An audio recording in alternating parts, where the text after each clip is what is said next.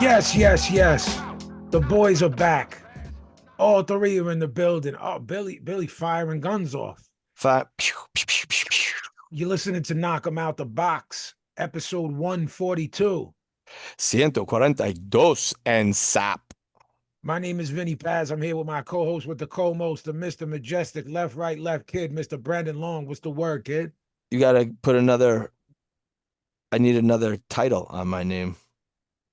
I'm field reporter B. Field reporter. Yeah, I'm sideline reporter. Wow. That's what I am now. I'm Wow. like Ahmad Rashad. You are. Yeah, and what was the Saturday morning show?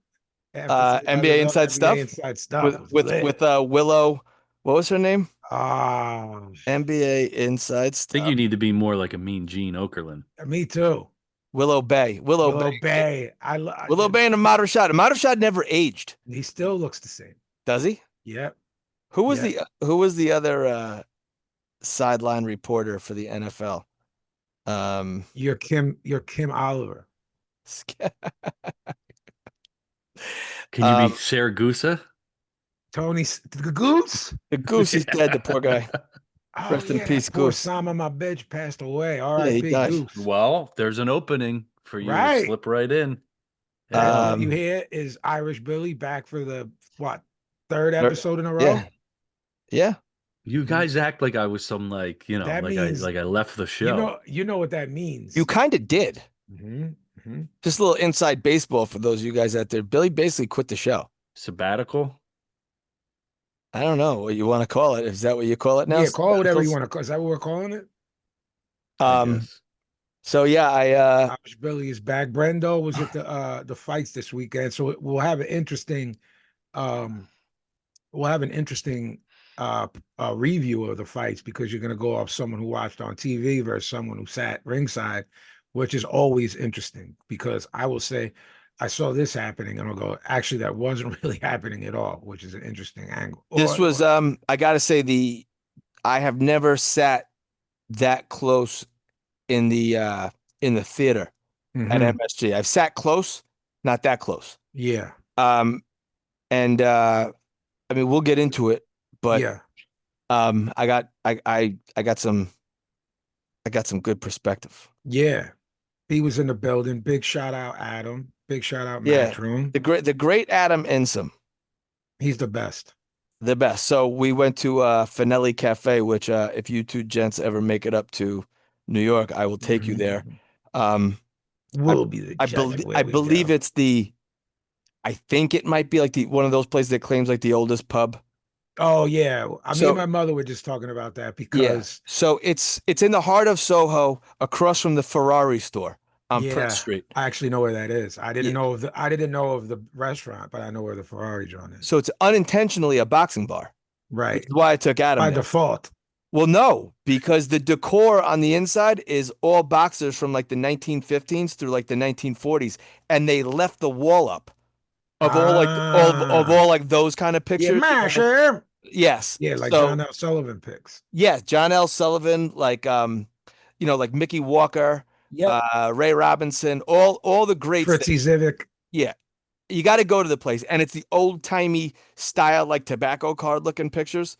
Yeah, this Irish Billy. We'll go It's just right for up that. his alley. By the way, and the burger is. Yeah. That's how Billy fights like that. That And style. the prices are from like 1920. I like that. It- Billy it- likes that too. You go out, get a couple brewskis, couple nice ice cold beers. Beer's cold, burgers are hot, fries are crispy. Mm-hmm. Finelli Cafe, don't want to blow it up. Listen, there's Philly beef. So this Ralph's comes out, Billy, and says, because we're the oldest Italian restaurant in America, which is like their gimmick. That's the truth, right? Right. This Dante and Luigi's is like, pack you up. We are. Really? So now there's heat. And I'm like, I'm not going. So I'm Ralph's not, is the one right next to Angelo's, right? No, it's close. I mean, it's in the It's like- it's on 9th Street. It's like 3 doors down from it, isn't it? No, Okay. no. It's across from that Rite Aid, right? It's basically like 9th. It's if you're at 9th and Washington, you're Okay. right there. Okay. All right. So now there's heat. So I'm prepared for a car bombing to happen. Oh my God. I'm Are we kidding. are we accessories now? I can't. No, no. If that, No, I'm just joking. I'm just joking. Jeez, please, the fucking room Jesus. Do went we get a quiet. nice Christ. dinner before the next Philadelphia event at Ralph's? So, well, we have to decide who's telling the truth. Mm, Who do we stand with if someone mm. is lying here? Clearly, right? If you both say the same thing, two things, it's against the laws of physics for two things to occupy the same space at the same time. All right. So Finelli's has been open since 1847. Yeah, I want to say like that's around the same time as Ralph's. It's like the same that kind of old. Yeah. You know That's what I fucking mean? old. But this Dante and Luigi's came out was like not happening, Ralphie boy. Ooh. So what are Yeah, they doing? I don't know. Are they Hey, battling? Ralph says since 1900. So oh, Billy, see if you can find something. oldest family-owned Italian restaurant in the country. So I don't know if that has anything to do with it. Did you So Google four this? generations of the same family. It's the sign that's outside the building. Put like Yeah, I saw that sign. just type Ralph's, Dante, and Luigi's and see if something comes like, you know. All right. Brendo. Vinny. Richardson Hitchins announced he's now a free agent after his KO win on Saturday. Eddie Hearn told Mike Coppinger he's disappointed with the comments. Golden Boys CEO Oscar De La Hoya calls for Richardson Hitchins to discuss working together in response to Eddie Hearn's comments regarding Hitchinson's free agency. Hearn confirmed Turki Al-Sheikh told him he'll only work with Hitchins if Matchroom is involved. I heard all this. Yeah. I don't know if our listeners have. I couldn't hear that while we were there. We found out about that rewatching the fights at the great David Diamante's bar on 32nd and 8th, right next door. So, question, why would you say that? B, Matchroom got you there, got you a date and a defense, your first defense in your hometown at the theater, where granted you performed. We'll get into that, how well he performed, but you got to put on a show at home. Why would you do that in the ring? Do you attribute that to adrenaline, or is this like a negotiation tactic? I was genuinely trying to. I skipped over analyzing it and going, "Oh, he's another off the rails boxer." So I skipped the Freudian stuff and went straight to, does he have it under control enough to where it works for him, or is it Right. going to be a Brona type thing? I don't think he's a. Yeah. Okay. He doesn't I strike me thought as a it was Broner very. guy. I thought it was very unprofessional. I really like Richardson Hitchins. If you listen to this show, you know that we do, and we think he's really good. Mhm. I like him. I not just the fighter. I like him as a person. I thought this was super unprofessional. I think Matchroom has done everything. They got him a shot at the title in PR. He won. They got him. Which remember we were confused about that. Yeah, Why is this happening here? Right? Like, why Yes. is Boots fighting in AC? Yes. So here's what is smart that Matchroom does, and I heard this from unnamed sources. Mm-hmm. Because I'm like a little mole. Yeah, you are. More like a Those rat. fuck you. Those municipalities are paying Matchroom to have shows there to bring business into the area. So Atlantic City paid Matchroom to bring Boots back to AC and Boardwalk Hall, and they, I mean, Atlantic City needs a boost, right? Look, So everyone, you need 10,000 people. That's great for Atlantic that's City. pumping money into the economy. Right. According to what you're saying, right? Everybody wins. Everybody in my wins. opinion. In my opinion. Mine too. Because So when you're playing what with government, I'm losing the word useless. Government money, yeah, nobody's losing there. It's not No. a local promoter is paying a bigger promoter to bring his show there. No, New Jersey right. is saying, as a city and tourism, AC used to be the hub of the East Coast tourism, Right. certainly for fights. You know what I mean? I Yeah, mean, look, of course. guys, remember when B and I were young, it's like Tyson fighting in AC every fight. Right. Tyson's a New Yorker. Tyson's fighting in AC at Trump.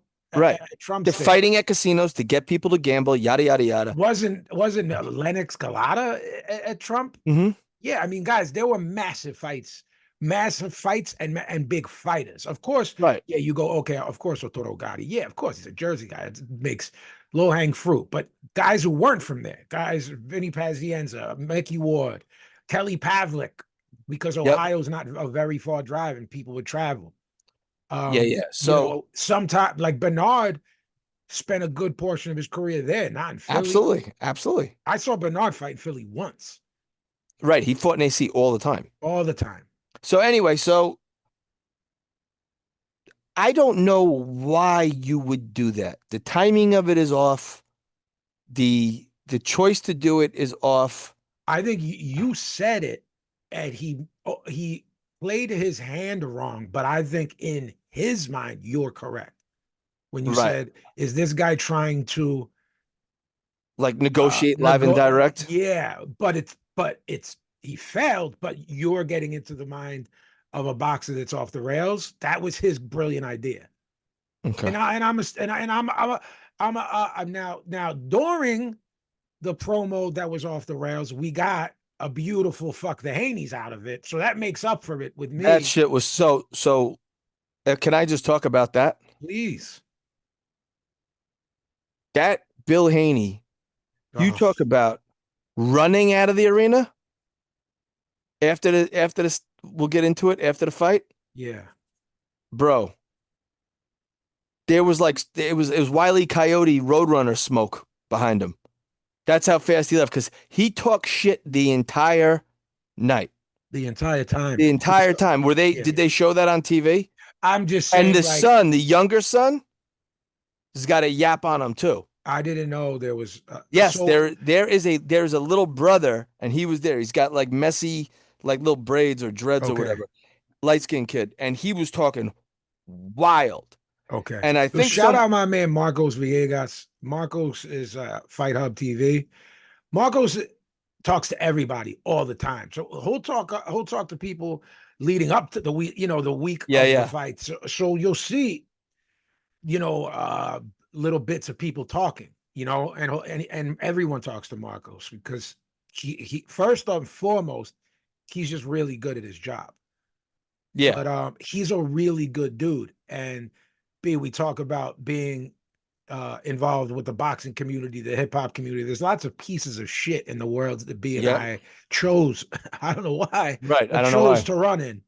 Right. I don't know what's more gross, people in boxing or people in the music industry. I don't know. And I'm sure you would say we could flip a coin, and it's it's definitely a coin flip. It's basically free agents and people preying on free agents. You're a lot of times in hip hop or boxing, you're like a lone gun. You know what I mean? And they're preying on the individual's talent, right? That's it. It's just, this is a human being that possesses something like 99% of people can't do. And they're both kind of individuals. Yeah, there's a word that describes both industries, but I'm not going to say it because I'm not in a position to say it as a paisan. You know what I mean? But I'm sure you guys could figure it out. Right. It's something terrible in American history that happened. And that's how these people in boxing and people in my industry are treated. And I've been treated as one of these. The words. And then it's preying on someone in hip hop, someone's intellectual property. Yes. And it's the physical property in boxing. And the body and mind. Right. It's crazy. And again, I think sports in general, these guys don't give a shit about football players. No, you're absolutely right. It's just the athlete is the thing that makes someone money. It's more pronounced in a mano a mano sport and a sport where someone's getting punched in the face, and punched in the head. But they don't care about anyone or the well-being. No. So his promo. Richardson Hitchins. Yeah. I thought you want. Talk about it. No, I did want to talk about it. I was Wile E. Coyote Roadrunner the fuck out of there because him and his son were talking shit the entire fucking night.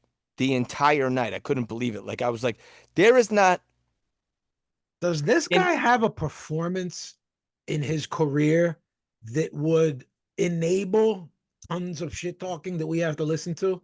The dad? No, just them. Devin. Them. Devin The and team. the dad, The the team. team Haney. If you're separate yourself from the sport No, for a and minute, he went. and you listen to those guys, then someone gives you a DVD. I know that's outdated. A DVD of his career.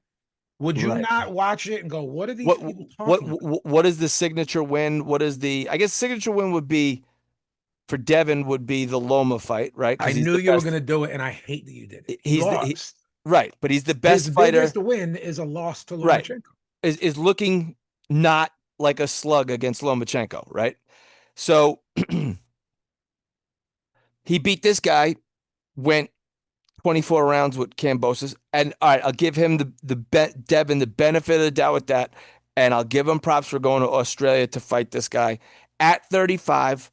Okay, Kambosos. My man Mac Danzig, shout out, hit me. Just one word Saturday night. Shambozos.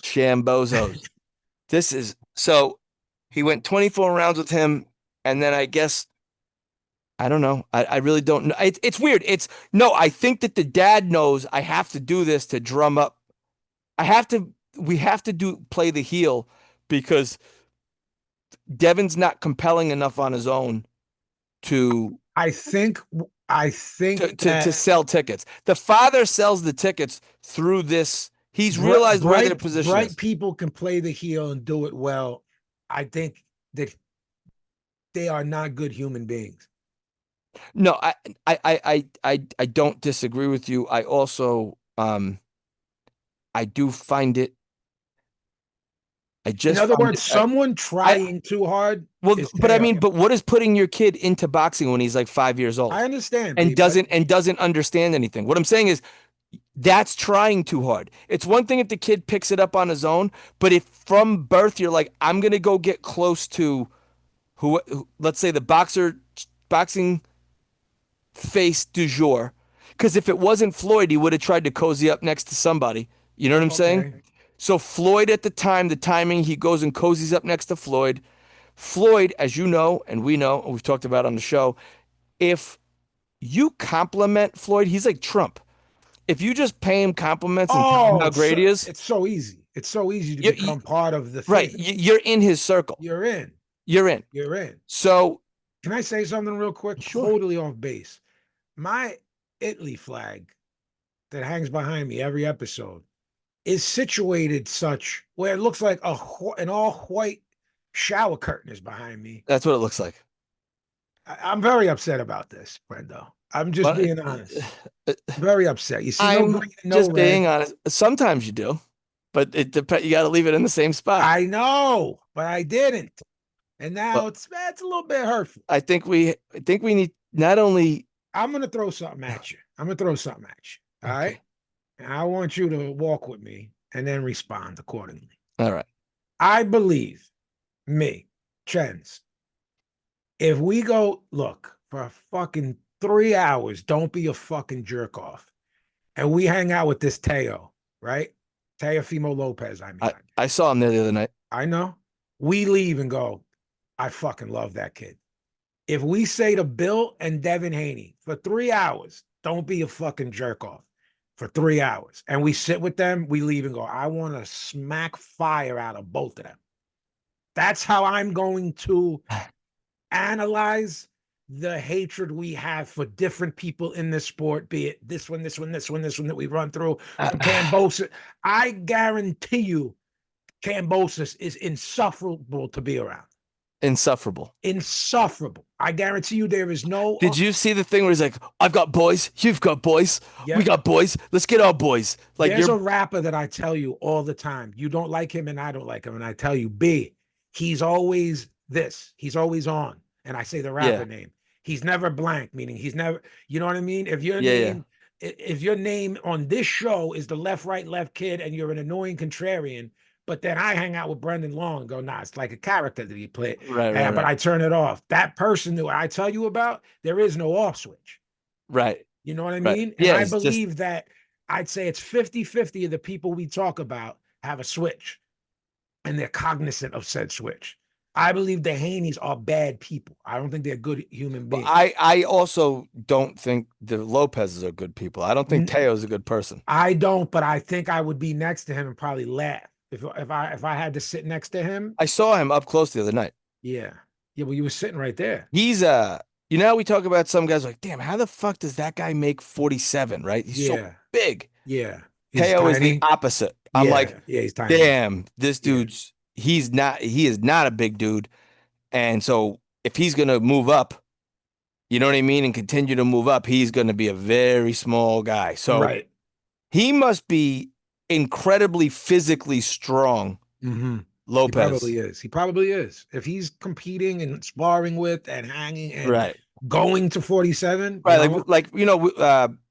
Like J-Rock, Julian Williams. Remember, Yeah. I said, how the fuck's that guy make 54? Oh yeah, bro. He- Every time I saw him, I'd be like, bro, you gotta your plan has to be to go to Right. 68 at some point. He's right? huge. Yeah. So Like Boots. I don't know how huge. Boots makes 47. Huge. Huge. Yeah. So that's And what I'm saying though. Like Teo's like, I'm gonna go fight Boots. yeah, he's I don't got know. balls. Yeah, you I don't know. know. I don't know, bro. All right. So listen, Canelo Alvarez, Terrence Crawford will be aired on Netflix and will be the Free. third boxing event in 10 months Yeah. under the audience that Netflix provides, which is fucking massive. It is not pay-per-view, Brendo. Nope. The Jake Paul Chavez is. That's Yeah. crazy. Okay. People Netflix is gonna break again. Like yes, it is. It is. You're right. they're smart to do it this way, by the They way. are. Turki Al-Sheikh, this isn't even written down. He just wrote because doing what he always does, as you like to say, doing the kid playing with the toys, Yeah. legit said, who do you want to see on the undercard? Here's who I want to see on the undercard, and like rattled off 10.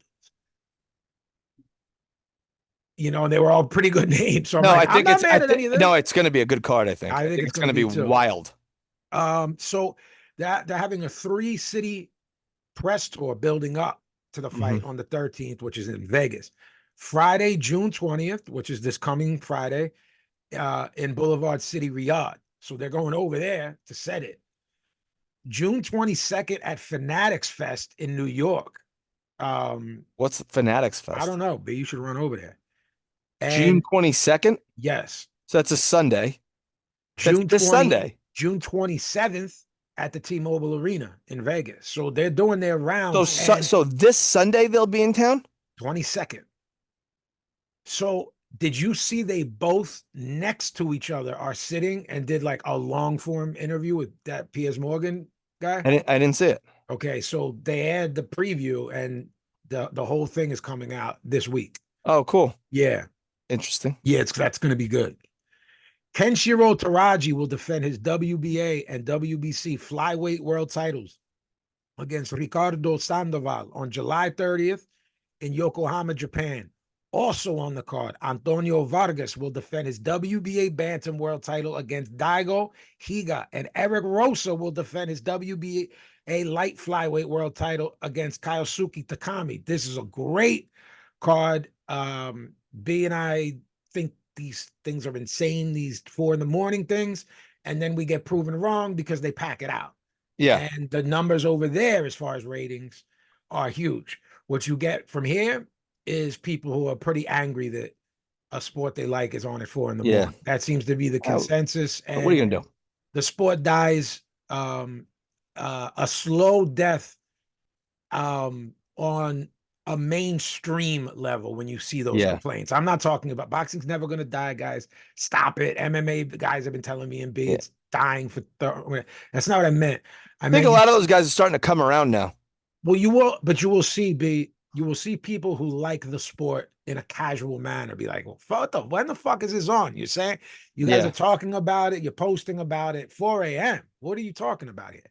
Right. But that's a stacked card, bro.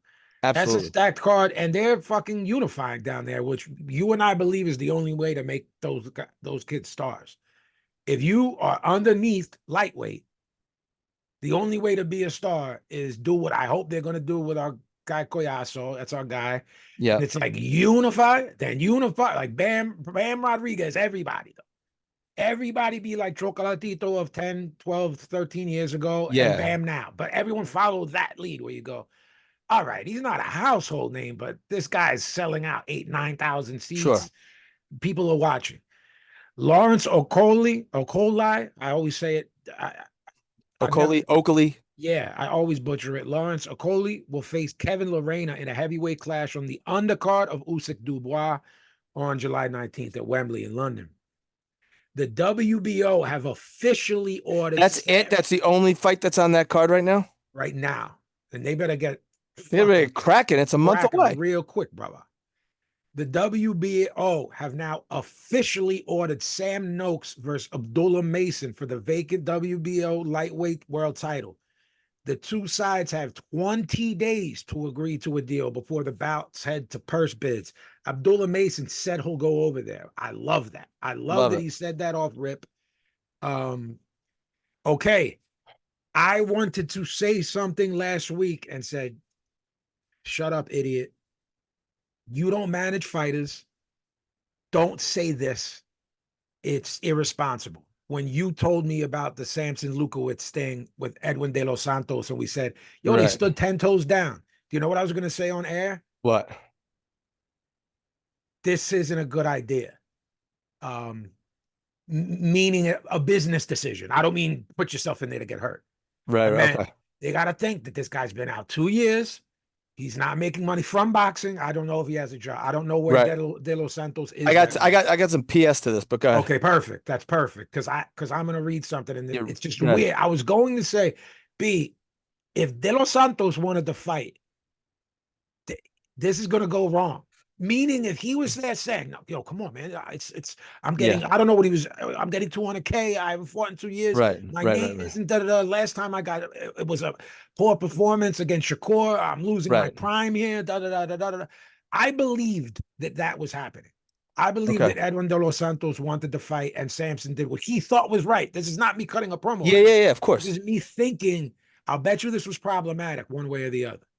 Promoter Samson Lukowitz announced Friday that he's amicably parted ways with Edwin De Los Santos and given the lightweight contender his unconditional release following the fallout from the Keyshawn Davis fight last week. Lukowitz said one of the main reasons for the split was because De Los Santos still wanted to fight, but he didn't allow him because he feared for his health. I'm thinking De Los Santos is like, I need that bag, which doesn't stop me from... I need the belt. I need the belt because it's only available for me. And let's be frank, Brendan, I'm not talking about us. He believed I can beat that kid. Yeah, of course. Whether Samson did. And let's be honest. If he said to himself, you know what? Let me take a risk here. I don't think this guy trained as hard as he should have. He blew weight. He's a known weed head. Yes. You know, he could be back in that. You know what I'm saying? Like, I got a chance here. I could beat this guy. I would like to say on record, okay, we already know this, but it's just for clarity. B and I don't get punched in our heads and suffer trauma for a living, but I would have been like, let's dance. Pay me what you're paying me. I'm not going to name names. I talked to people that are close to Samson. Okay. The other night when I was at the event, and all those people said they said he did the right thing. Were these people boxing people or fighters? Boxing people and fighters that I talked to. Did you talk to Tommy Raynone or Paulie or Algeria about this specifically? That without saying things they said. If he got his money, then that's all that matters. Now, the skepticism comes, did he actually get his money? That's where my skepticism comes from too. And there were other things that would have happened had he fought. Right. Keyshawn giving more of his purse. Well, supposedly supposedly Lukowitz worked it so that De Los Santos got the full purse, which as far as the New York State Athletic Commission, you're only entitled to half of your purse. Correct. I heard from good sources that he got the full purse. I heard from good sources. This isn't contradicting, by the way. It could be adding on to what you're saying. I heard from sources, right? That Mhm. had he fought that night, Edwin de los Santos would have went to wherever he lives back with $500,000. There's no way in a million years that's close to what his original purse was. Do I you know wouldn't be. what his original purse Yeah, was? I wouldn't be surprised if it was that. Yeah, 500,000 is what it had it gone through. I'm not saying he Oh got it yeah, now. it's no. I'm saying like that's no. It was reported that he got the full purse. No, but 500,000 wasn't his full purse. What was his full purse? I don't know. Say it Oh, was okay. 200. Just let's say it was 200,000. Why would he have Had gotten he 300,000 more? because of this thing that I was told. I don't want to say it on the air. Okay. It'll immediately lead back to said person. You know All what right. I mean? I really like this fight. Oscar Duarte will face Kenneth Sims Jr. on August 2nd in Chicago, live on the Zone. 240-pound contenders. I like that fight. They're gonna slug it out. Sims is gonna try to box, and Duarte is not gonna let that Yeah, happen. And good fight. they can both fight. And I love winning guys that are just good, solid top 10, top 15 guys both fight. You know, you're not talking about a guy who's gonna wipe out the division or something like that, but guys who can hang around and give people tough fights. Um, just a little note to get both of our bloods boiling. Between June 28th and July 19th, the Zone has 3 pay-per-views in addition to the annual and or monthly subscription fee. You and I on the air talked about how they sold us to buy it. Right. We're eliminating the pay-per-view model. Yeah, They the Vince pay-per-view, McMahoned yeah. us, and guess what? When that low life keeps his word and you don't, and you go, Vince McMahon started a Right. network for 6 clams a month on this Peacock, and you add that Yeah. on, and you get WrestleMania, SummerSlam, name all the things All the shit you can get. all the Yeah. shit. They're now calling them premier live events, PLEs, instead of pay-per-views, because they're not pay-per-view. You pay this thing, and that's it. So within 3 weeks, Brendan, we're gonna shell out however much they are while paying for Yeah. our script.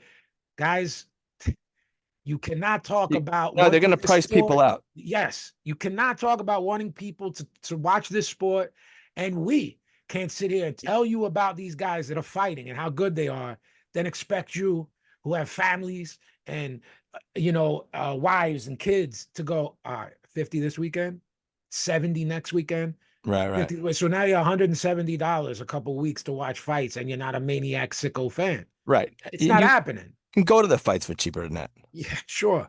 $170 will get you into a fight. Absolutely. Get you great seats at a fight. Eddie Hearn has said that Boots Ennis will move up to super welterweight following his dominant win over Stanionis in April to unify the WBA, IBF, and ring titles. Ennis's return is targeted for August, September. B already told you all that. We heard it's going to be in Philly. I don't know if you've heard anything to contradict that since then, B. Haven't heard anything. And what I heard didn't come to fruition because of what we'll talk about in a little bit. Okay. One of the reasons. I'll just say what Eddie said, and then we'll go. Boots is moving up. Unfortunately, after the Stanionis fight, he and his team around him, the doctors, the tests, and that's what they're basically saying is Boots is underperforming to his capabilities. I don't know if that's promoter stuff. I don't know if when you take people at their word, you go, oh, absolutely move up. I don't want this kid getting hurt. But I don't know. Right. We joke around and say handsome Eddie and we find him charming, but like all of these guys are in the business of lying to you. This isn't about Eddie. It's not about Don King. It's not about Heyman. It's about, in general, no one tells the truth. Everyone says you have two guys saying direct opposite of the other guy, and one of them's got to be lying. Yesterday I was lying. Today I'm telling the truth. Right. So I don't like that he's moving up. That Norman fight to me should have happened and should. It's not going to. And if we don't say it once per show, we're not doing it justice. 154 is all animals. The lower 10, I'm going to say, Boots' first bite back is against a guy in the top 10. I'm going to go, everybody in the top 10 is an animal. Right. We have our where's our gimmicks, B? Do you let's just talk about that real quick. If you want to, so tell me what you think about, B, and I'll get to guys that are at 54. You Throw want some to names that you tell me what you think about this though. Would you so rather him junior middleweight? 154? Do you want me to throw some names at you? All right, so Yeah. Bud's out of here. Virgil Ortiz, Israel Madrimov, Bakram Mutlazayev, Fundora, Sergey Boachuk, Tim Zhu, Erickson Lubin, Jesus Ramos, Jorge Perez. Xander Zayas. Um, So look, I'm gonna let's go through it. Boachuk, who was he signed to? well, wasn't Matchroom? his most recent win on that UFC pass? Is he with Dana Yes. White? No. So you got Fundora signed to PBC. Correct. Lubin, BBC. Isn't Zhu- Jesus Ramos BBC? And Tim Zhu is PBC. Correct. Virgil Ortiz is with Oscar, right? Virgil Ortiz is with Oscar. Yep. Xander Zayas is with Top Bob Rank. Arum. All right. So My updated top 10. who is Murtala Zayev signed to? Something weird. Who is his US promoter? I Yeah. think it was a deal to fight on PBC. I don't think he's a PBC fighter. I don't think so either. He might be with what's his name? The guy we like that manages everyone from over there. Clegus. Okay. I think that's his handler. And they kind of like, what is that called, B? I'm looking it up now. It is clean. So what is that called? You're not a free agent. You're like a hired gun, but it's not what it's the professional way of saying a hired gun. You're freelancer. Freelancer. They're like a freelance fighter. Like, I'll go to wherever. I'm not going to sign more than one. I'll sign for 1 or 2 fights. Canelo has kind of done it. Listen, if I'm Boots, I go steamroll any name I said. Zayas is not in my Ring Magazine's top 10 at 54. No? I'm looking at the one with George Foreman on the cover, and he's in that. So, all right, listen. He's going to want title shots. He's not fucking around moving up to 54. If you want title shots, everybody with a belt at 54 is an absolute gun. So right now at 54, Crawford vacated, right? Didn't he have? Yes, he's done. He said, I might go back down to 60. But no, he didn't say 54. I might fuck around and go back down to 60 after I beat Canelo. What belt did he have? That was for a belt, Terrence Crawford? Yeah, because Israel Madrimov had a belt when they fought. Okay. Now who has that belt now? Now that it's vacated? Yeah. I don't know. Is it vacant? No, that was just the WBO interim world super welter. The fight with Bud and Madrimov. Yeah. I'm trying to think what's available because he's not going to go up and just fucking not fight for belts. You know what I mean? Well, Murtala Zayev has the IBF, right? He took that from Tim, right? Right. That motherfucker's tough, man. What I'm getting. Wait, was Tim Zhu a world champion? Or that was vacant? It was vacant because Charlo vacated, right? Okay. I thought Tim Zhu had a belt at one point. But what was that? The WBO that he had when he lost to Fundora, or did Fundora have that? Let me see. Let me see. 52-year-old Ike Abeabuche announces he will be back in that was the WBO for the first time since 1999 within the next month. Wow. I just wanted to, that's the last piece of crazy. We'll revert back to what Boots is doing at 54. I'm just, guys, you're listening going, what the fuck are these two trying to say in a roundabout way? We're saying if B's logic is correct that he wants belts, everyone that has him's a gun, because everyone at 154 is a gun. Right. Murtala Zayev's a gun. Let's see. I don't know. I just told y'all who is it top 10 there. I don't off the. All right. So Virgil's got the WBC. Okay. I thought he lost that fight too. Okay. So, Murtala Zayev They were trying to make Boots and Myrtle Ortiz Azayev has the IBF. IBF.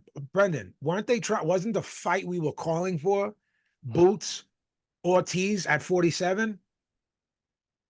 So now make it. Remember when they were both Yeah. at Yes. No, 147 that's pounds? what I was So gonna now say. Go. Let's go. This Eddie and this Oscar. This Oscar's cutting these promos, these clapback Thursdays that y'all will hear. You know, when we do the intros to our show, I think the next episode I have that as our intro. And Why does he have a hopefully- cane? What's wrong with him? I don't know. That's fucking makes me feel weird too. Hopefully, the intro to this show was the I gave it to Billy, but who knows how much booze he's drinking. All right, so the belts are fragmented. You got Fundora. You got Myrtle Azayev.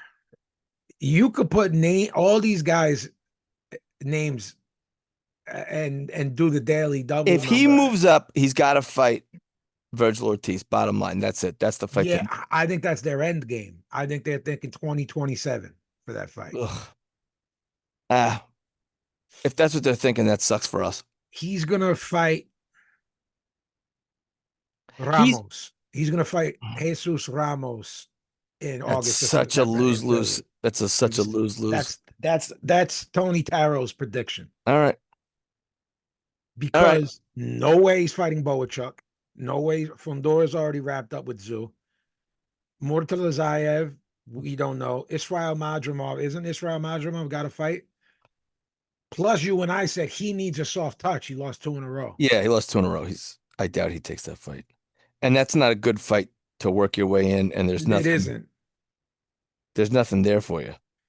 All right, guys, before we close out this episode, we're going off the beaten path because there's a fight that's going to happen because like we talked about with Japan. So Brendo, do you want to talk a little bit about all right, this Brian Norman fighting Jin Sasaki, WBO welterweight title, which we wanted to see Boots unify that as well, but can't have everything in this world. Norman travels to I can't figure out why. I'm very disappointed. We can't figure out why. Could the bag be crazy? I don't think so. I don't think so. I think this was mandatory to keep the belt, a chance to go over and showcase his skills overseas, and to challenge himself against a Japanese guys they're hot right now. Yeah, they're very tough. Jin Sasaki is 19-1, 17 KOs. He can crack, but he was stopped by Andy Hiroka in his only loss. Like B said, it's for the WBO welterweight title. Brian Norman's 27-0, 21 KOs. I don't like that stoppage. Brendo. All right, that was 4 years ago, right? Ota City General Gymnasium in Japan, guys.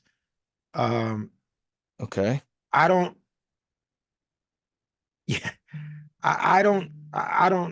like it. I mean, right. I'm gonna watch it. I also have to watch it. But what I think Norman stops Jin Sasaki in the second half of the fight. Billy, is their line Brian Norman versus Jin Sasaki? Let me check on that. Tokyo.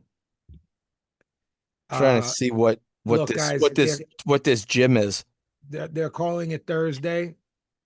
It's home of the Earth Friends Tokyo Z B-League basketball team. Is it very, very, very early Thursday morning, late Wednesday night, or is it late Thursday? We don't know. All right. So you know how we say like, oh, these guys can fight in their home country in front of like 80,000? Yeah. This place only holds 4K. I was gonna guess 8. Bro, it's more to our what the fuck. You know what I mean? Yeah, like you're not going over there and fighting in the Tokyo Dome. If you going over there and fighting in a B-League basketball. Exactly. If you go there, fight in the Tokyo Dome, if you go there to fight the monster, if you go there because of a bag, look, guys, we can do back of the napkin math and tell you what the biggest the gate could possibly be with 4,000 people. Right. In Japan. If you charge $1,000 US a seat at 4,000, that's still not a huge, I can't even imagine. I fucking die to know this payday for Brian Norman Jr. I die to know this payday. Then you're talking about the TV rights. no one knows who he It's is. in the and middle no of the one- night. The middle of the night. No one's gonna care to pay for it. What is it? What a fourth? If every ticket was $100, be it four, and it's $4,000, what would that be? 400,000. Yeah. So right there, if you gave him all the money, his payday's $400,000. Yeah. Dude, I don't know, man. Brian Norman Jr. is minus 650. I'm guessing there's not an over under yet. No, it'd be $4 million if it was $1,000 a seat. At 4,000 people. Yeah, 4,000 times 1,000 is 4 million. Yeah. Okay. I mean, I guess if you do I guess if you get a $4 million gate, then Yeah, 4,000 times 100 would be 400,000. Makes sense. Our math is very good. well, it's not. It's my math, not yours. All right, so let's just talk about this. This doesn't really make financial sense. No, 4,000 Then times times- 100. No, I said times 1,000. You I had said $100. No, you said if we charge everybody $1,000. Okay. Yeah, All right. If you charged everyone $100, which $100. is what this fight is worth, it's 400 grand. 400 grand. You're right. You're right. If it was Yeah. a G a piece, no, you're right. So Yeah. we're both right. If you charge 100 clams, it's 400 grand. It's I mean, you know, I don't know what the going rate to go again though, but Vin, this doesn't even dictate that it's in a like it's not important even over there. They're only right. they're holding With- it in a B League fucking Yes. gymnasium. That's like having a D League NBA team gym here. Right. For I'm using air Hey Bill, quotes, what were the major odds fight. again, Billy? I'm sorry. I was looking this up when you said 650? it. He's Brian, he's minus 650. he's minus 650. Yeah. So I mean, Six yeah, and a he's half to 6 and a one. half. He's 6.5 to 1, guys. I mean, there. Is Jin there Sus- Bill, did you say the over under? I don't have one. I think Jin Sasaki gets chinned in the 9th. Okay. I'm not I'm talking not gonna- corners stopping it. Yeah. I'm saying chin. Out. Okay. Walks into a shot. These guys they fight valiantly, They do. these guys. He's there to be hit. They both can crack. Okay. Something fun. Norman's ledger is obviously more educated. Of course, he's better. Yeah. I'd like if I was right, but in the meantime, a little bit of a fight broke out. That would be fun. You know, if he tested Yeah. Norman a little bit, hit him clean with a right hand. Yeah. I mean, it's we'll see a little bit more from Norman against a guy with that's formidable enough, but then with Boots leaving, then 147 is wide open again. Jin Sasaki's only 23 I and know. Norman's only 24. I know. I Wow. know. That's why I'm gonna start being a little bit more lenient on Brian Norman, because when I looked it up and saw his age, I said, "Oh Yeah. shit!" I thought he was 32 or something. For No, whatever reason, he's a I kid. thought he was toiling around. All right. All right, guys. So let's talk about what went on this weekend. I was there. We got Hitch, we got Andy Cruz, we got Nonito Donaire. All won. All favorites won. Did you watch the Donaire fight? I didn't even know that it aired here. Yeah, Because- I watched highlights on YouTube, but I want to talk about the event. So Andy Cruz is a G. Okay, all right. Wait. You're going from Nonito Donaire to Andy Cruz? No, I'm saying these are the three fights that we're reviewing. Oh, I wanted to talk about something really quick. Oh, okay, go ahead. Real quick.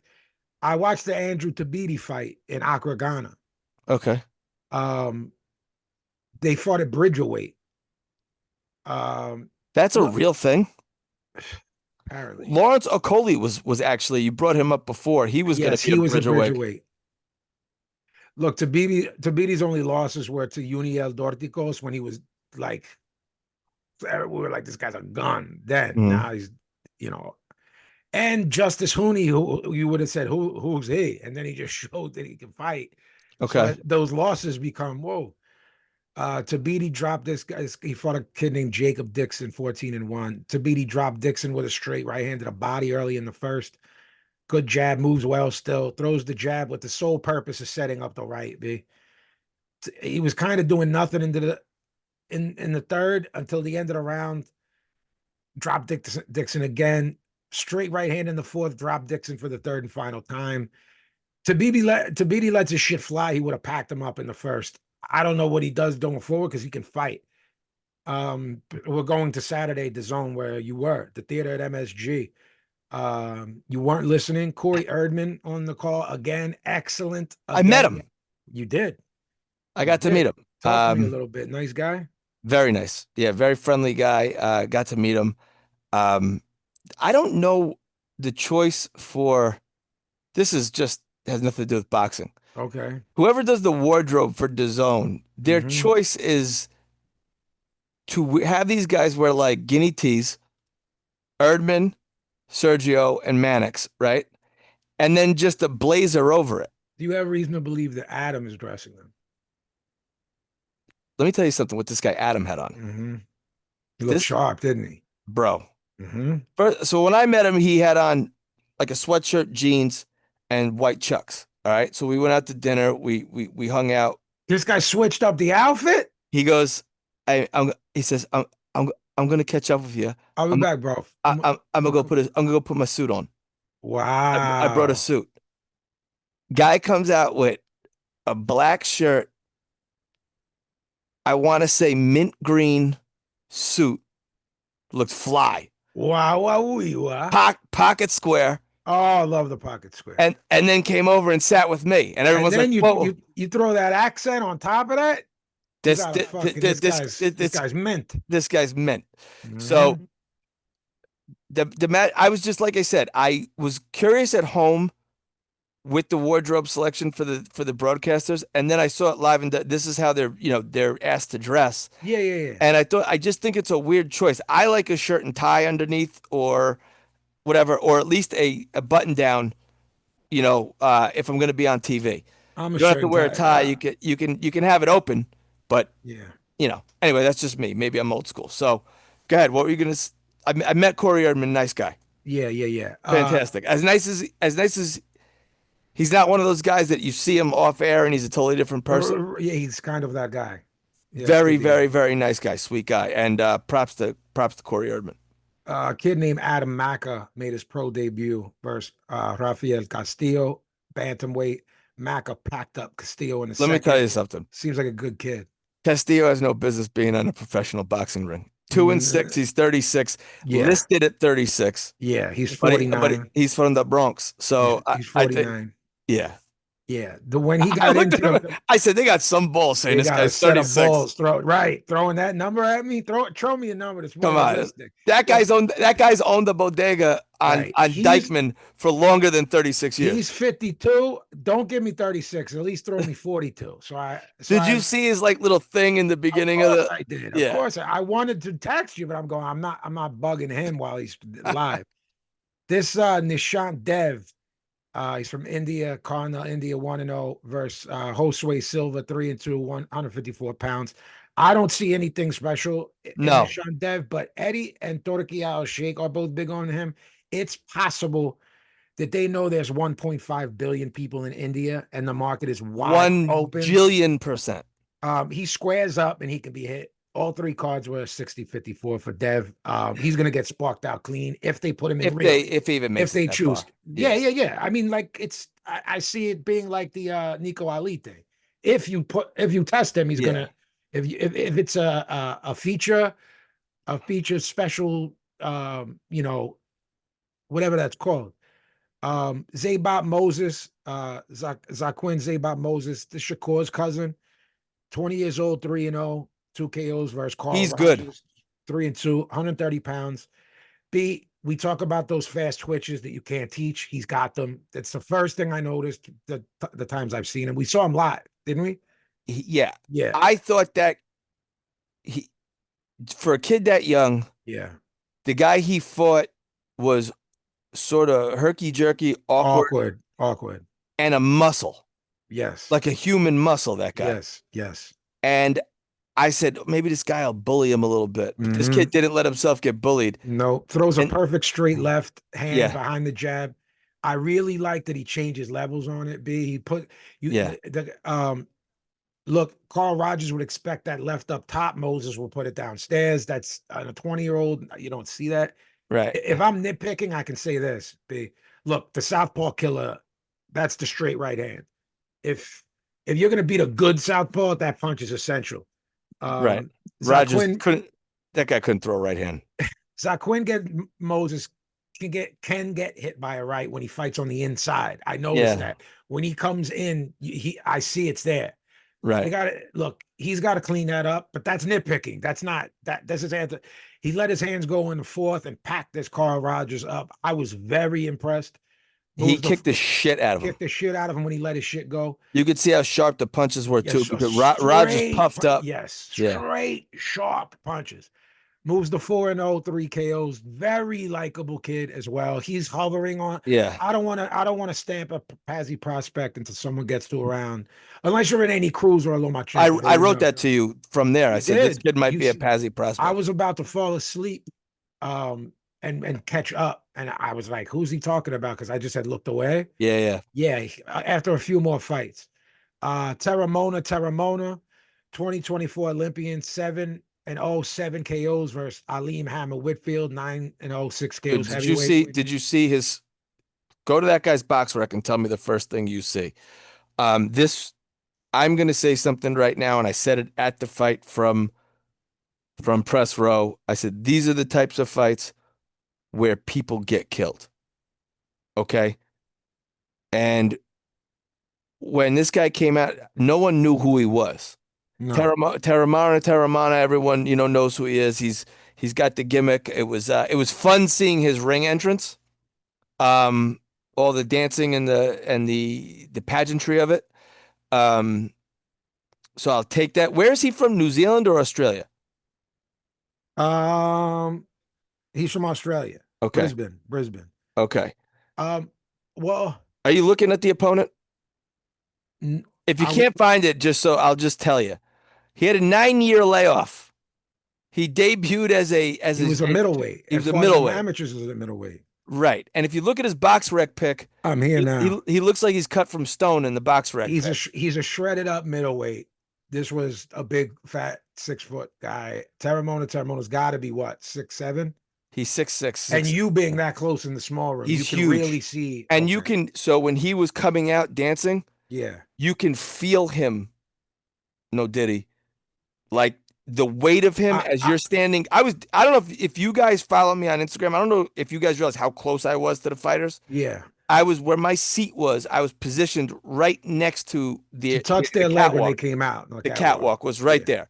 So when he was dancing down the catwalk, it was like shaking where we were. That's how big he is. He's a force. He's a force. Yeah. Big boy. When he fought in March, on Australian Matchroom card. Look, I'm going to say now what I said then. Big, strong guy, like a force of nature type thing.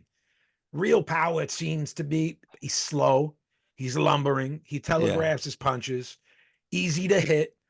Very nice guy. He's a really good promo. Yeah. Look, guys, this kind of goes back to the Indian kid, B, and tell me if you agree, B. Okay? Can everyone be a star? No. Can you create regional stars? Sure. You can. It's something that was a big part of the sport when Brendan and I were kids. Oh, historically. Yes. It kind of went the way of the dinosaurs and parts of the 2000s. You've seen a slight reemergence. He's going to be a steady guy like you're alluding to on undercards for a while. Yes. Oh, agree with that. But you've seen a slight reemergence with guys like we're going to talk about Vito Milnicki. Remember Glenn Tapia if he fought in Jersey. Yeah, Jersey boy. Tomas Adamek fought in Jersey. Yeah. Guys like Johnny Fisher, Derek Pavel Volek. Yes. In the UK, Pavel Volek here. Yeah. Look, can Terramona be a guy like that? I don't see why not. Sure. He landed a short left hook that hurt Whitfield, and then the right hand had him out where you say this is how guys die. It was frightening. When I say out, I mean out, cold. Out. You were there. I don't know which would be scarier, my view or yours. I don't know which is scarier. 7 feet away from Guys, me. when I say out, I mean snoring out where you go, oh no, oh no. And we're What not did the laughing or none of that what here. did the announce team say when that happened? Do you remember? Yes, I right when it hits that point where you start to show concern, something positive happened. He So got up. it Yeah. didn't get there, but the one angle B, which was to his left, and his head was on the bottom buckle. So that's where I was sitting. Okay, so what I saw and said this is no good, you saw and said this is no I good. was 7 feet away from that. So your view was my view, and I go, And this is no good. I went, ugh. And like, oh, good. So like I was behind his, what would be his left ear. Correct. So what responsible directors, producers do is go, get out of here until we know this guy's good. Don't not Right. keep And then he was out when they pulled that shot, baby. I'll tell you, a hush went over the crowd. Look, People it went were over me. I could feel it. And then yeah, people were like, "Oy."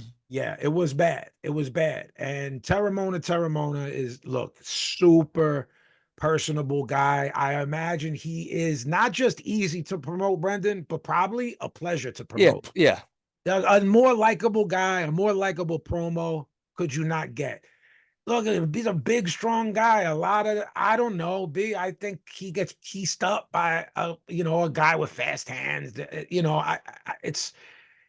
Look, he's got a look, he's got a gimmick with the dance, the war dance, Yeah. and there's a huge emergence of Pacific Islanders going on, a reemergence going on in wrestling right now. I don't know if you're not that you were ever in, but you're totally out. And with the girls, they don't want to watch it. But there's a guy named Roman Reigns. He's like the biggest. He's the biggest guy, right? He's The Rock's cousin, and like his crew, that whole family, the Anoa'i family, they go back to remember the name of the Wild Samoans, and like they go back. So it's like generations and generations and generations. The current stars are all Pacific Islanders. So I think that's got a huge thing with Jai Apatow, with Right. Terramona. It's The Rock is the biggest star in the world. He's a Samoan guy, bro.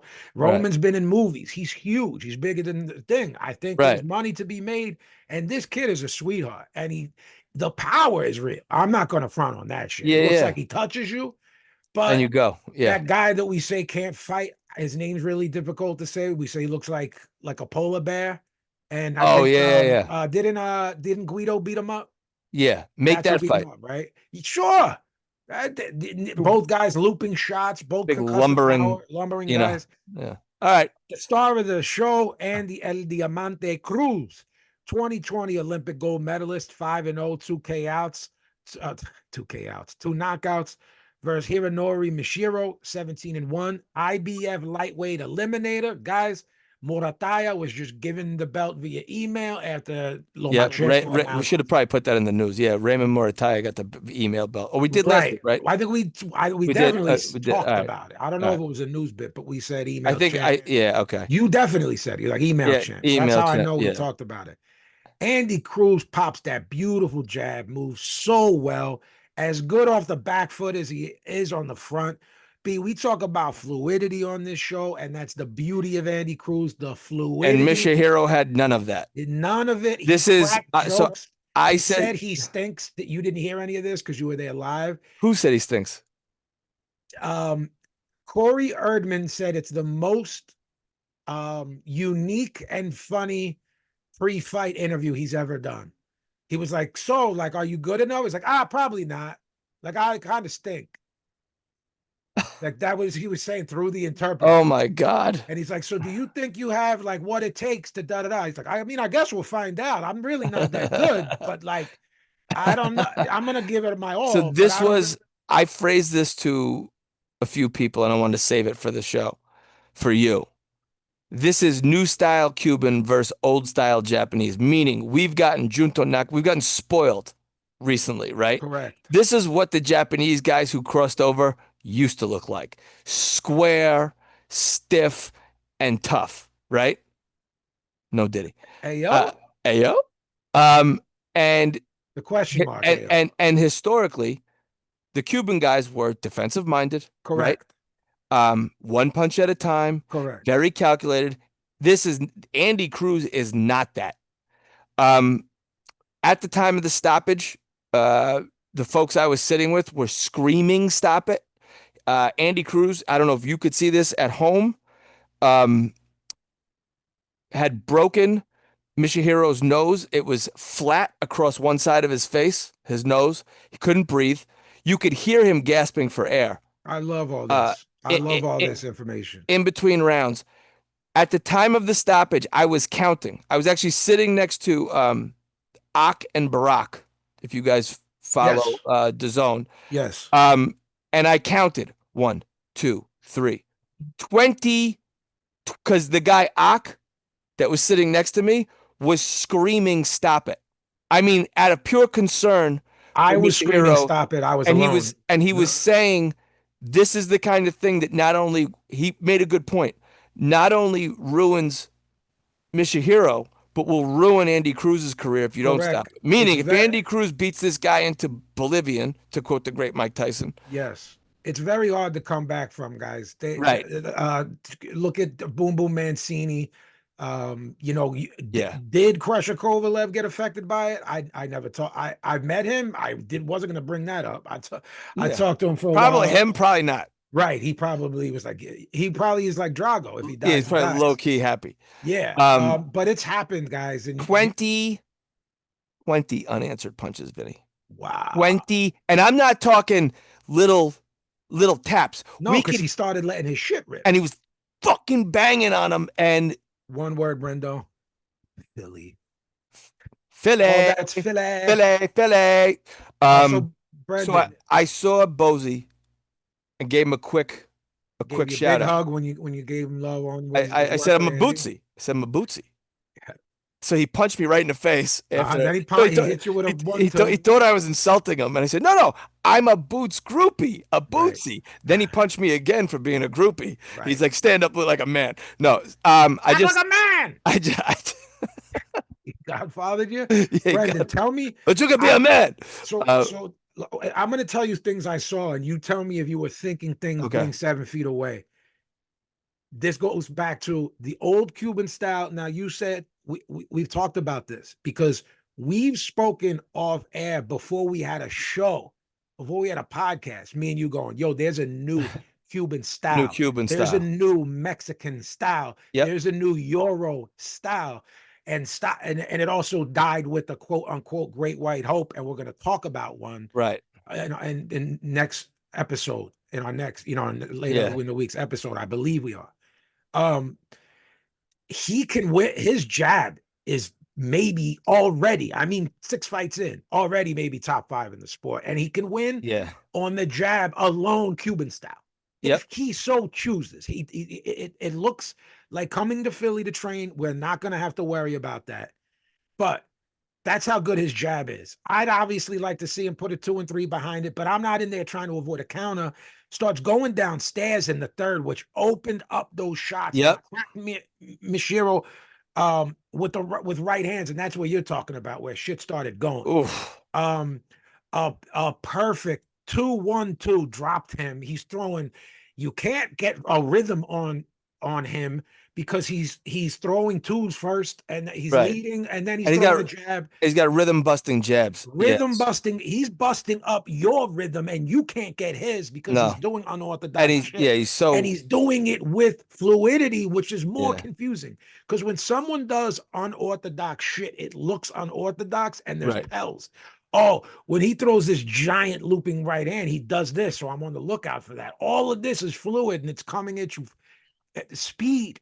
This is what happens. Look, dropped him again as the round ended. This is what happens when Andy Cruz moves his hands. He's finding his power training in Philadelphia. The ref jumps in and stopped an absolute beatdown. Andy Cruz is special, and he's going to eat Raymond Morataya's food. Yeah, I don't go near him if I'm Morataya, and he's gonna have to, though, isn't he? He's gonna have to, or vacate the belt he just got. Right. This is it. Are they going to give him a freebie before the mandatory, like some of these sanctioning bodies are? It's the IBF, so it's totally unpredictable. It's a flip. It's a coin flip. They 'Cause can me be and like, you, no, you have to literally do one this. weekend we'll Right, big well, them up. The next weekend we go, well, what this are they fucking doing? IBF has I have got no him idea. fighting number 10 And, with number ones I right think there. now they're doing it on purpose because it gets everybody like us talking about the IBF all the time. Right, right. What sanctioning body are we constantly bringing up? Them, because we go, yo, there's no rhyme or reason to these people over here. Right. Look, right now, as we're talking, guys, it's the middle of June. Make Andy Cruz, Raymond Morataya, second Saturday of September for the All right. IBF thing and start fucking unifying because Andy Cruz got something for everybody there. I'm Certainly. talking Tank. I'm talking Keyshawn, who's gone now. So there's another belt. Grab that belt because then you got Abdullah Mason and Sam Noakes fighting for that. So now Yeah. you got Andy Cruz potentially versus Abdullah Mason, potentially. That's great. Tank goes nowhere near Andy Cruz. So who's got the other belt? We're talking WBO, WBC, I think is Tank, who's got a dance partner in Lamont Roach. Who's got the W? What does Shakur have?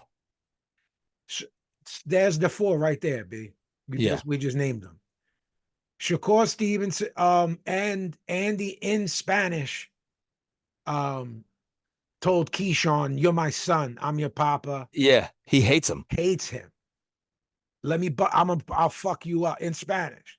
Yeah. Does Andy go to 40 for that? I'm Andy Cruz. Look, man, I think a star is born. I mean, we followed him from fight one. Yeah. This isn't news to us. It's just he stays as good as the comp's getting better. And you go, oh, I thought he would peak out. Or he seems to have some of that. Who are you putting in front of me, man? Right. That's what I take from it. He said, oh, wait, there's stakes. Not food, but Yeah, both ways. yeah. There's stakes in front of me, be it the actual stake or high stakes. Oh, this is an eliminator, and I get up next time. I'm packing this guy up. Right. I'm hurting him. I'm letting my shit fly. It was like I said, 20 punches in a row, new style Cuban, old style Japanese, and it's one guy. This was watching evolution. You're seeing evolution, and you're seeing guys who studied Vasyl Lomachenko start to have careers. Yeah. Who watched him. And so you're now going to see that effect. There was the Mike Tyson effect that Brendan calls it in boxing. There was the Floyd effect. I'm not talking about style, somewhere about money, somewhere about pay-per-view. Then there were styles. You saw Floyd, you see Floyd's style in these dudes who fight like Haney and a very low risk style. Now you're seeing Lomachenko and a guy like Andy. This is the Rocky Martinez performance right here. Yeah. Lomachenko saying, see that fight? Watch this fight. This is what we're going to do in the same room. He in the same room, you're going to Rocky Martinez this guy. Moving on to another demo job. Main event. I think our prediction was he's going to kick the shit out of it. And I got to give myself props. I said it's 7 through 10. He gets him out of there. I said the 10. I think, what was it? The 8th? Yeah. TKO in the 8th. I was 2 rounds off. B-Man was really just pretty much predicted it. I said 10. It was the 8th. B I said he's going to push. He did push. Surprisingly, I also have a little inside information from someone who may or may not have a kid who spars with Hitchins. Said, trainer that I know said, it's the best, maybe the best jab I've ever had a kid in there with. Wow. And maybe the worst right hand on the guy with the best jab I've ever seen. Said there's nothing on his right hand. Okay. Just nothing on it. But the jab is legit. Now, did Hitchins maybe give us another wrinkle in his game? Right, I'm curious. Yeah. Because he was letting the right hand go. But again, let's set it up, guys. Richardson Hitchins, 19-07 KOs. B just said his guy sold him. There's nothing on the right hand that shows in his record. Versus George Kambosos, 22-3, 10 KOs. IBF 140-pound title. My first note was Kambosos' defensive strategy was clearly to block Richardson Hitchins 1-2 with his face. I believe that was what they trained for. They did a brilliant job at it. I mean, His he's right never. eye was red and swollen by the third. A I t- sparring session for Hitchins. I talked to Paulie and I said, this guy might as well just wear a fucking bullseye mask and go out because Look, he can't get out of the way of anything. we expected a lopsiding drubbing. Somehow this was worse than we said on the. I don't know how Brandon picked between 7 and 10. I picked 10, and the actual prediction was he's going to get his fucking ass kicked. And somehow, I don't know that we could have used. Yeah, another way to describe it. It was bordering on embarrassing in terms of Michael Griffin was the referee, who I also know. Again, not to sit here and name drop all night. No. He's a nice guy, Michael Griffin. Fucking fantastic. I've had drinks with him before too. He's a good hang. He's a good hang. Canadian guy. Yes, it's just all a boot. It's he could have stopped this. I believe he gave Kambosos more of a chance than maybe he would have given some other fighters, being that Kambosos was a former champion. I think he gave him 3 rounds of what would that be called, Brendan? What I'm saying is I think he could have packed him up within 5. Yeah. Watching the performance, it's not what I predicted. One of the things that Hitchins does not do, and he did do the thing we said, counter the counters, right? He started to catch and prediction. He started to catch and shoot. Yeah. Hitchins, because the only thing we can do is try to find some critique with this for him moving forward. Yeah. Again, he was fighting a dartboard. Yeah. So old timers call you a guy like this a punching bag. Punching bag. Yeah. So what I thought he did good was when Kambosos would try to tie him up and bust up his rhythm. Didn't let it happen. He didn't let it happen. He dropped the elbows down, and he was hitting him with a little short right hand to get him off, you know? Brendo, how often do we talk about saying we don't believe X is elite because he lets himself get wrapped up on the inside? Yeah. Special fighters do not. Not saying we're calling him special yet. Special yet. It's just something that has to be part of your repertoire. Right. Yo, I will not let someone disrupt what I'm doing in here. He doesn't throw a lot of body shots, and he did this and stopped him to the body. Look, that one in the 5th had Kambosos out on his feet, uncooked. That's where me and you we're picking nits. Brendan said it. This is a knockout win from a guy who's not a puncher. It's hard to pick nits. But Brendan and I like killers who have it in their blood. In the 5th, you want that guy out. Pack him up. He's had a title before, and he's fought everybody. I think that Hitchins didn't want to punch himself out. To me, his breathing was heavy. If you look like the 6th round, he didn't look great in the 6th round. Kambosos started to get a rhythm back again. Correct. So I think Hitchins had to pace himself here. That's why you got to pack him up. Okay, good. And now it's just a clinic, man. I just wanted to bring up something. What corner were you in? So closer to Kambosos. I was here. Okay. Hitchins was here. Kambosos was to my left. Tell me if you heard any of this. In between the 7th and 8th, Hitchins was full on arguing with the chief second. Was he? I mean, because I saw argument when you see couples fighting in public, and I saw him yelling at Kambosos' corner too. Completely full on argument. Lenny Wilson was losing his mind, trying to regain control of everything, not just stopping the argument, but of instructions. You got a guy in front of you that's trying to kill you, and you're yelling. What was he saying to him? No, what the fuck? It was only reactive of him. Right. I couldn't hear or see the second. That's where the DAZN cameraman was. It wasn't picking. It just full on while Lenny Wilson's trying to give instructions. Losing his mind.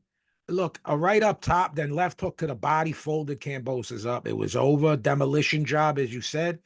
I said the 10th. My good friend Brendo. I was 2 rounds off. Brendo picked it between 7th and 10th. Hitchins goes to 20-0, 8 KOs. Big fan of the fuck the Haney's rant from the post fight. Not a big fan of the Eddie Hearn thing, the thing he said, I'm a free agent. Let's make fights with Teo the Haney thing, even though Haney's always in stinkers, there's other guys at 40. The winner of Alberto Puello Subre Matias is a great fight for Hitchens to Yeah. me. And Jack Catterall, who we think won his last fight but didn't, is out there too. There's guys there. Brendan. Yeah. I mean,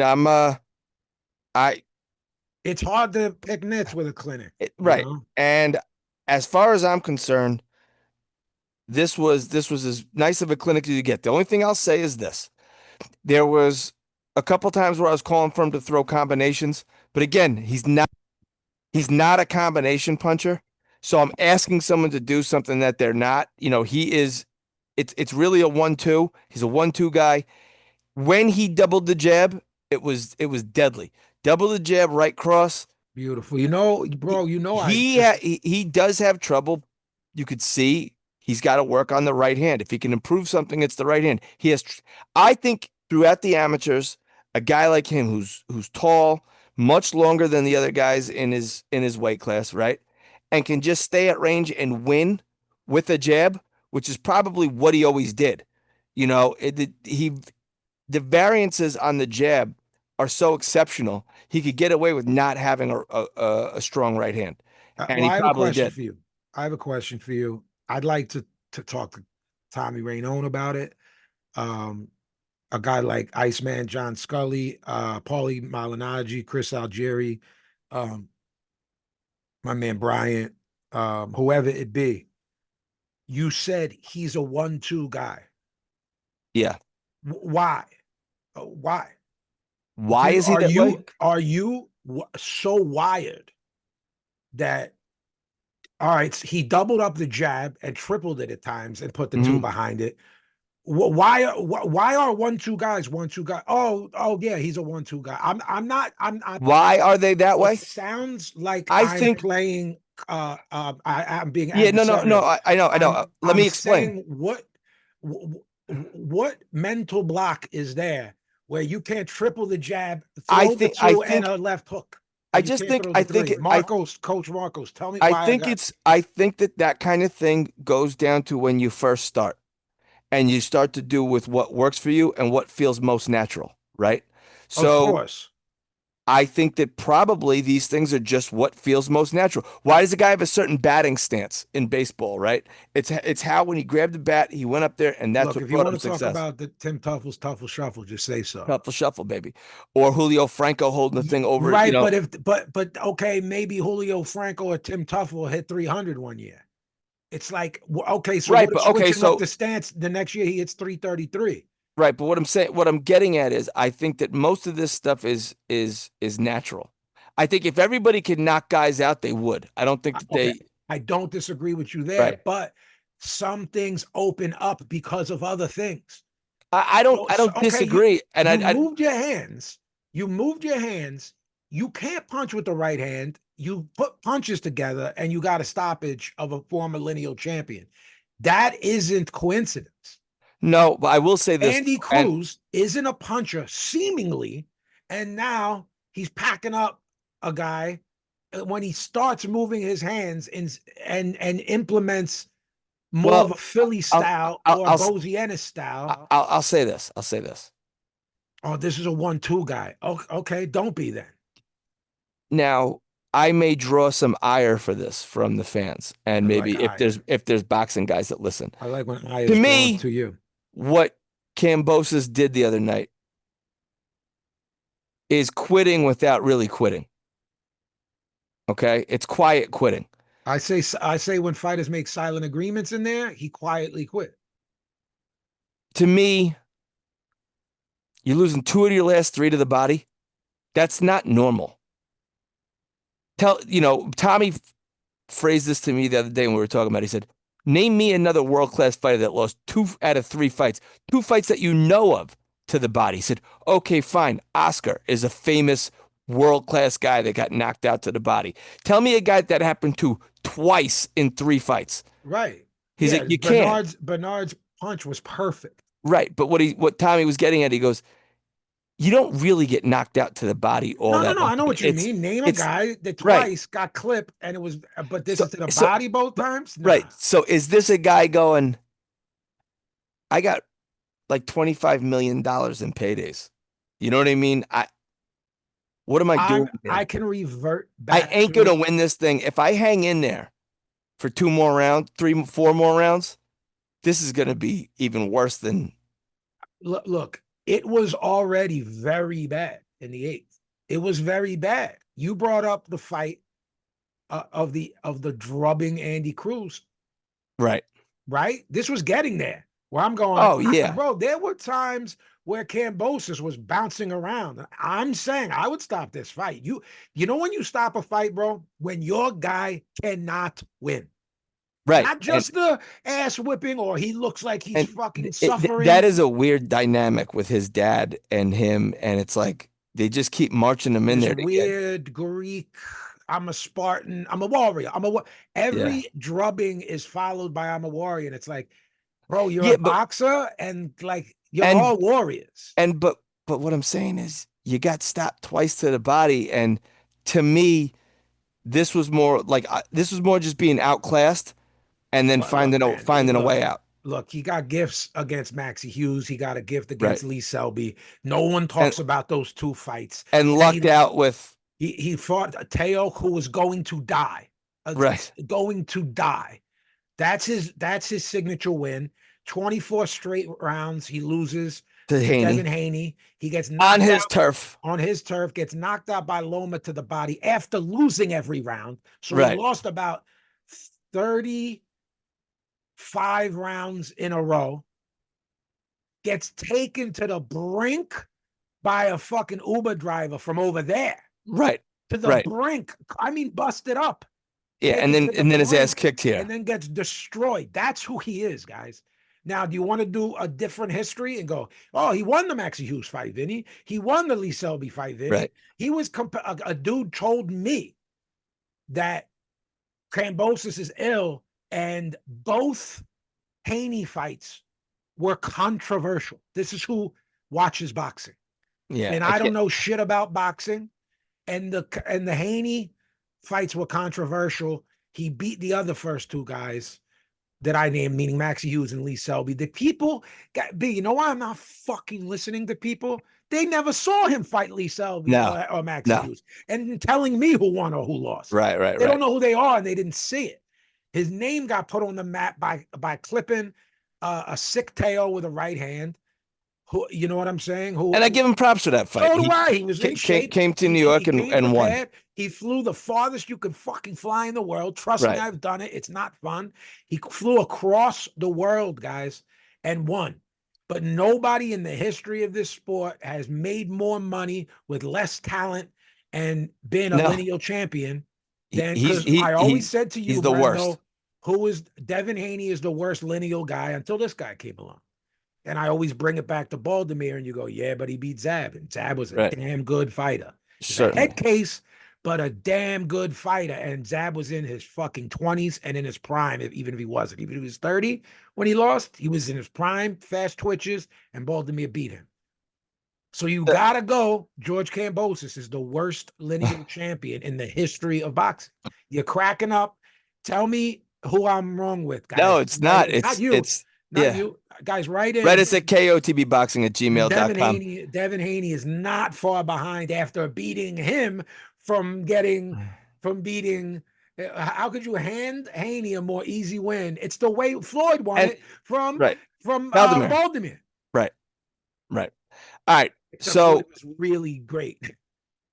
Right, he was. Now moving on to a really great guy who's still fighting.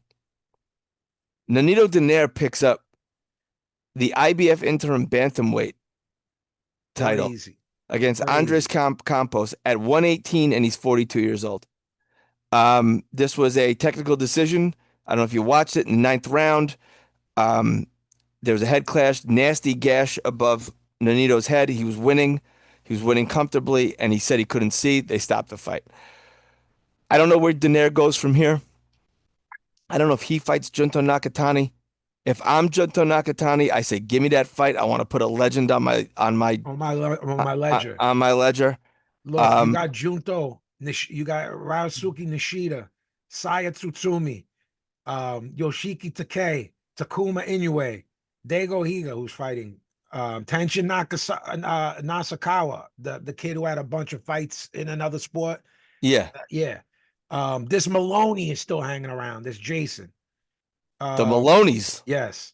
Javier Cintron. I do not know who he is, and I don't know who. Kenneth, it's 2 L's. It's either Lover or Lover with 2 L's. Kenneth Lover. I know the top 8. Lover. I know the top 8 guys. I don't know those 9 and 10. I don't. Them guys are all those 8 guys I named. That's a tough. Yeah, a tough mountain to climb for a 42-year-old Nonito Donaire. How did he look, Brendan? And you know what I mean by that. Did he look like Donaire? Yeah, he looked good. He's sharp. He still bounces around. You know, he just he's a Hall of Fame fighter. Just looks older. Yeah. I mean, him stopping Darchinian is one of my favorite knockouts of all time. Darchinian saying no, I wasn't knocked out in the post. That's wild. Interview after he was out on his feet. I mean, not on his feet. He was snoring. Right. No, I wasn't. I wasn't. Yeah, that fucking maniac. He was fucking crazy. Darchinian was fucking crazy. He was. Yeah. So, you know, Fernando Montiel is my favorite Donaire fight. That left hook where he dented his head. I don't think Fernando Montiel ever fought again after that. I got to look that up. Well, another reason that's probably one of your favorites is he was also a world-class guy too. Montiel. He was really good. Really. Actually, he fought quite a bit after that. Excuse me. He was really good. Montiel. He fought for 5 more years. Lost to Lee Selby. All right. That does it for this episode of Knock 'em Out the Box. You can find me at I_know_that_kid. Check us out at KEOTB Boxing on IG. Write us at KEOTBboxing at gmail.com. KOTB Podcast on YouTube. And remember to like, to rate, to review the show. And if you want to sell some shit with us, you write us at KOTBboxing, gmail.com. Vinny. I am at BoxCutterPazzi on Instagram, at Vinny_Paz on Twitter, JMT Store if you're into physical product, Knock 'em Out the Box t-shirts, all merchandise, vinyl, cassettes, CDs, all of that. New video dropping very, very soon. Little Barrio. Go over to indeed. Go over to subscribe to the Vinny Paz YouTube channel. Subscribe to the Knock 'em Out the Box YouTube channel. But new video is coming soon. God Sent Vengeance out now everywhere, streaming now everywhere. We will see y'all on Thursday. Peace. Billy, say good night. Good night, Billy.